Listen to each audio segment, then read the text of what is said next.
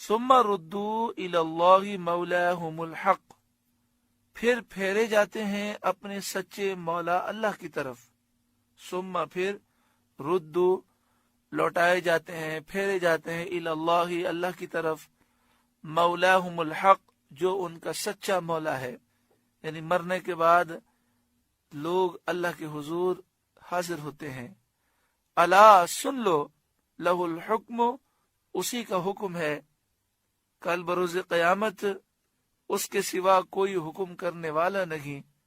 وہو اسرع الحاسبین، اور وہ سب سے جلد حساب کرنے والا ہے. کیونکہ اس کو سوچنے، جانچنے، شمار کرنے کی حاجت نہیں جس میں دیر ہو. دیر لگتی ہے سوچنے میں، جانچنے میں، شمار کرنے میں. اللہ تعالیٰ کو ان چیزوں کی حاجت نہیں. وہو اسرع الحاسبین، وہ سب سے جلد حساب کرنے والا ہے. قل، اے محبوب آپ فرمائیے، من ینجیکم من ظلمات البر والبحر، وہ کون ہے جو تمہیں نجات دیتا ہے جنگل اور دریا کی آفتوں سے. قل، اے محبوب آپ فرمائیے، من، وہ کون ہے، ینجیکم، جو تمہیں نجات دیتا ہے، من ظلمات البر، خشکی کے اندھیروں، والبحر، اور دریا کے اندھیروں سے، یعنی جنگل اور دریا کی آفتوں سے. تدعونہ تضرعا وخفیہ، جسے پکارتے ہو گڑ گڑا کر اور آہستہ. جب تم جنگل کی آفتوں میں پھنستے ہو، دریا کی آفتوں میں پھنستے ہو، تو اللہ تعالیٰ کو گڑ گڑا کر اور آہستہ پکارتے ہو، پھر اللہ تعالیٰ تمہیں نجات دیتا ہے. تو ذرا سوچو، جو تمہیں ان مصیبتوں سے نجات دیتا ہے، تم اس کی عبادت نہیں کرتے اور بے جان پتھروں کو خدا سمجھ کر پوچھتے ہو. لئن انجانا من ہذہ لنکونن من الشاکرین، کہ اگر وہ ہمیں اس سے بچاوے تو ہم ضرور احسان مانیں گے.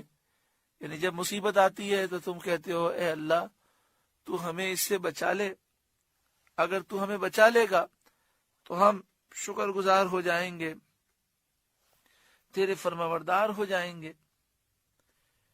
اس آیت میں کفار کو تنبیہ کی گئی ہے کہ خشکی اور تری کے سفروں میں جب وہ آفات میں مبتلا ہو کر پریشان ہوتے ہیں اور ایسی مصیبتیں اور ایسے شدائد اور احوال پیش آتے ہیں جن سے دل کانپ جاتے ہیں، خطرات دلوں کو بے چین اور مضطرب کر دیتے ہیں، اس وقت بت پرست بھی بتوں کو بھول جاتا ہے اور اللہ تعالیٰ ہی سے دعا کرتا ہے، اسی کی جناب میں تضرع زاری کرتا ہے اور کہتا ہے کہ اس مصیبت سے اگر تو نے نجات دی تو میں شکر گزار ہو جاؤں گا اور تیرا حق نعمت بجا لاؤں گا، میں تیرے سوا کسی اور کی پوجا نہیں کروں گا.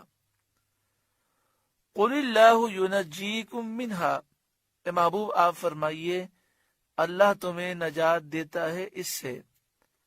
ومن کل کرب، اور ہر بے چینی سے اللہ نجات دیتا ہے.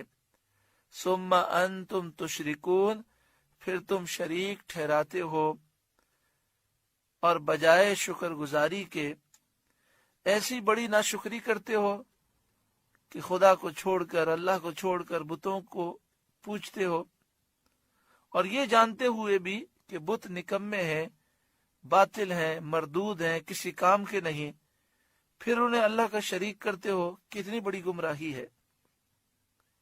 یہاں تو مشرکین کا رد ہے، لیکن ایک مسلمان کو آج کل کے حالات پر سوچنا چاہیے کہ جب اللہ تعالیٰ نعمتیں دیتا ہے، تھوڑی دولت آ جاتی ہے، اچھا بنگلہ ہو جاتا ہے، کاریں ہوتی ہیں، فیکٹریاں ہوتی ہیں، تو نہ جانے ہمارے مسلمان بھائیوں کو کیا ہو جاتا ہے.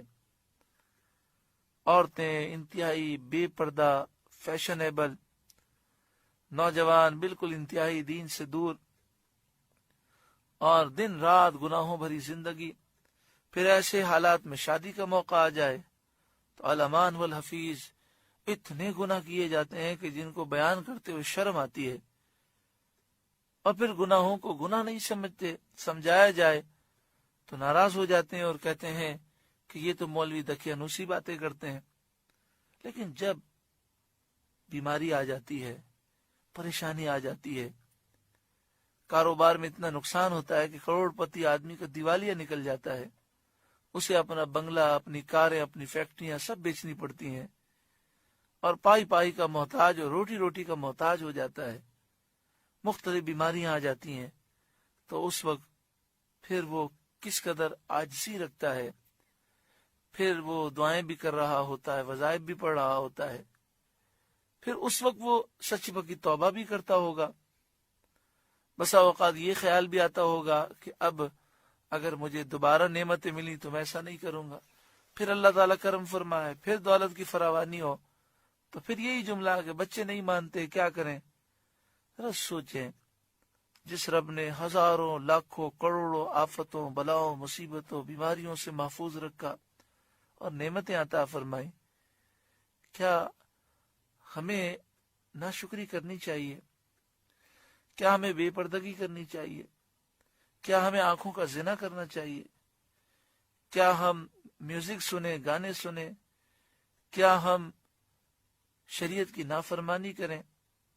بلکہ ہمیں تو شکر زیادہ کرنا چاہیے، اور جتنا شکر کریں گے اتنا نعمتوں میں مزید اضافہ ہوگا۔